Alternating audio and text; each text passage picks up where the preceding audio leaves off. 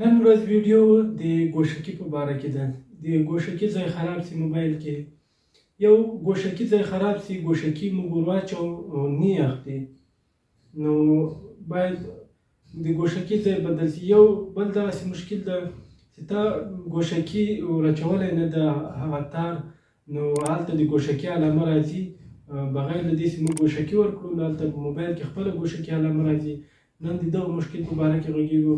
او بل ځینې وخت چې موږ ګوشکي ور واچوو خو نه اخلي، نو دغه د ګوشکي ځای بدل کړئ. لکه تاسې چې ولیدو چې سیم کارت ځای څنګه بدلېږي، ټرمینل څنګه بدلېږي، میموري کارت ځای دغسې د ګوشکي ځای هم بدلېږي. نو دغه ویډیو ډېره مهمه ویډیو ده. خدای دې وکړي چې دغه ویډیو له موږ سره تر پایه وګورئ. تاسې موبایل ته زه تاسو ته ښیم، ځینې وخت تاسې موبایل ته ګوشکي نه ده ورکړې خو دغه علامه بیا هم راځي. په ځینو سیټونو کې، په چینایي موبایلونو کې، په نوکیا موبایلونو کې دا مشکل راځي. تاسې اوس خو ما ګوشکي ورکړې ده، تاسې ته ښیم، وینې دا موبایل روغ ده، خو ځینې وخت په تاسې ګوشکي دا نه یې ورکړې خو دلته بیا هم دغه علامه راځي.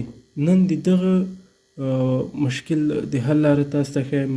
یو سیټ په تاسو ته راسي، ګوشکي به یې نه وي ورکړې خو بس خپله به یې ګوشکي اخیستي، چې دا ډېر غټ مشکل ده چې تاسو ته موبایل راسي، تاسې به زنګ نه اورئ، رادیو به نه اورئ، MP3 به نه اورئ، ویډیو به نه اورئ، یا بل یو کار تاسې نشئ پکې کولی. نو تاسې به داسې چل وکړئ، که یو موبایل تاسې سره راغی ګوشکي علامه وه، نو تاسې به ګوشکي ور واچوئ، داسې به تاو راتاو به یې کړئ، بیا به یې ور واچوئ، بیا به یې لرې کړئ. که بیا هم ونه سو بیا سیټ بند کړئ، دغسې بند کړئ بېرته او بیا یې چالان کړئ. تاسې وګورئ چې هغه علامه ورکه سوې ده، او که نه په ځینو سیټونو کې دا مشکل راځي چې تاسې به ګوشکي دغه تار نه یې ورکړی خو بیا به هم هلته هغه علامه راځي. نو تاسې دا طریقه هم ورسره وکړه چې بند مو کړو، خلاص مو کړو، خو بیا هم دغه علامه نه ورکېده. صحیح شو. زه تاسو ته هسې ښیم دغه علامه نه ورکېدله. اوس خو ما ګوشکي ورکړې دا خو روغ ده، خو تاسو ته ځینې سیټونه راځي چې دغه مشکل به وي پکې. نو تاسې به ټلیفون خلاص کړئ. صحیح شو. تاسې به ټلیفون خلاص کړئ. زه ټلیفون خلاصوم.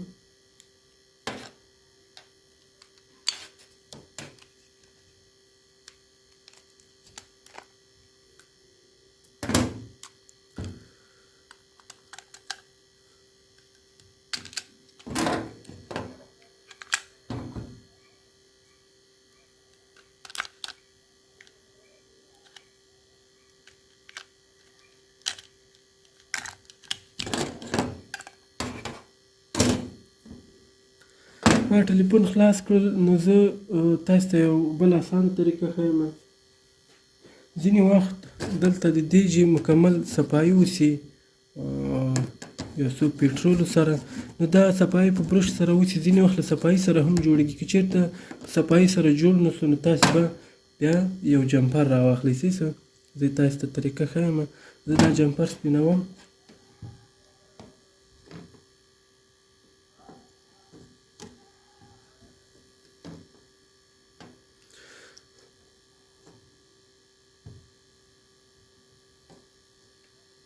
دغه د جمپر دواړه خواوې سپینې کړئ. تاسې وینئ چې دا مې سپینه کړه او دا طرف مې هم سپین کړه، دواړه به سپین کړئ. چې تاسې وکاته نو زه دغه یو طرف یې دغه د ټرمینل مثبت کې بندوم. صحیح څه. نو د ټرمینل مثبت همیشه دې طرف ته وي. صحیح څه. زه دغه د ټرمینل په مثبت کې بندوم لاندې.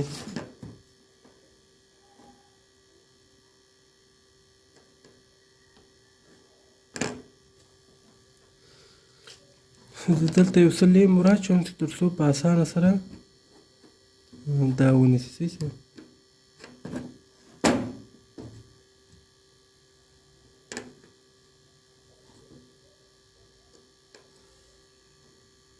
دغه د ټرمینل دغه اخیر سر صحیح څه دغه پورې مې دا موږ وتاړو، دغه پورې دغه کونج پورې دلته مې یو څه لیم ور واچاو.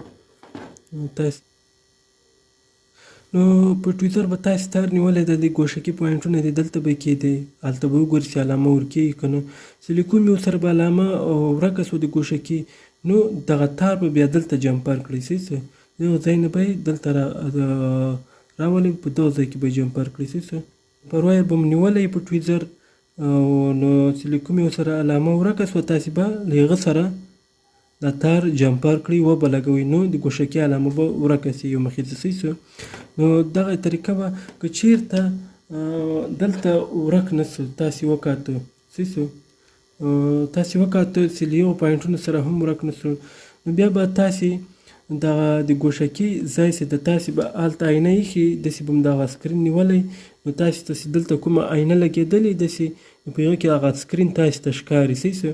که له کومې پرده نقطه پرده نه وي په کوم ځای کې له وړو وړو نقطو سره ګرځوئ نو هلته به تاسې ته شی ایښي په دې ځای کې آینه د مخ آینه نو تاسې به هغه آینې ته ګورئ چې سکرین تاسې ته پکې ښکاري نو تاسې به دغه ګرځوئ له وړو وړو پردو سره چې له کومې سره هغه علامه ورکه شوه له هغې پردې سره به دا جمپر ولګوئ.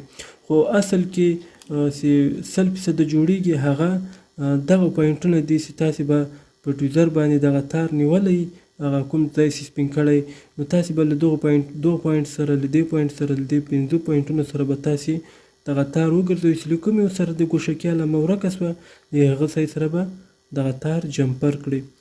نو دغه ویډیو خدای دې وکړي چې دغه ویډیو ستاسې خوښې وړ ګرځېدلې وي.